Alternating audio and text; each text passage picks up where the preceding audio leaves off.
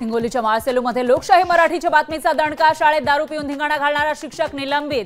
शिक्षण विभागाकडून शिक्षकावर निलंबनाची कारवाई। बारामतीमध्ये इच्छुक उमेदवारांनी घेतली शरद पवारांची भेट। मंगळवेढा विधानसभेतून लढण्यासाठी अनेक उमेदवार इच्छुक। भीमाबाई आंबेडकर स्मारकाचं काम लवकर पूर्ण होणार। पालकमंत्री शंभूराज देसाईंची माहिती। जालन्यामध्ये कर्जमाफीसाठी शेतकऱ्यांचं आमरण उपोषण। गेल्या 7 दिवसांपासून गणेश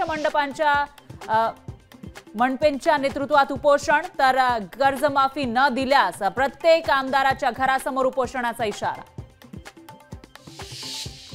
स्वर्गीय गोपीनाथ मुंडे यांच्या पुतळ्याचं अनावरण करा। 15 दिवसांचा मनसेचा प्रशासनाला अल्टिमेटम। सोलापुरात रेल्वेच्या रुळावर सिमेंटचे ब्लॉक। रेल्वेच्या लोको पायलटच्या सतर्कतेमुळे अपघात टळला। मुसळधार पावसामुळे भंडारा जिल्ह्याला रेड अलर्ट। भंडारा जिल्ह्यातील शाळा महाविद्यालयांना उद्या सुट्टी। गोसीखुर्द धरणातून पाण्याचा विसर्ग सुरू।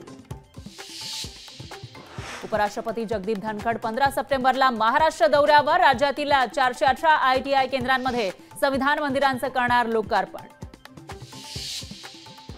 पंतप्रधान मोदी 20 सप्टेंबरला महाराष्ट्र दौऱ्यावर। आचार्य चाणक्य कौशल्य विकास केंद्राचं पंतप्रधान मोदींच्या हस्ते उद्घाटन।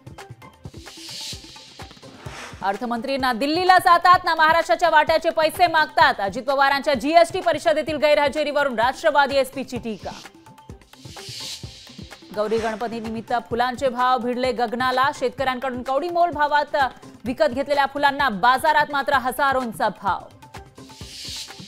डीजे आणि लेसर लाईटवर बंदी घालण्याच्या याचिकेवर तातडीच्या सुनावणीला मुंबई उच्च न्यायालयाचा नकार। प्रकरण सूचीबद्ध झाल्यावर सुनावणी होणार।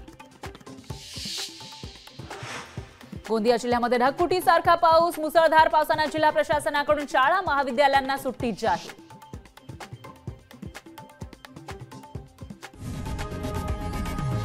लोकशाही मराठी ऐका, पहा, जागरूक रहा।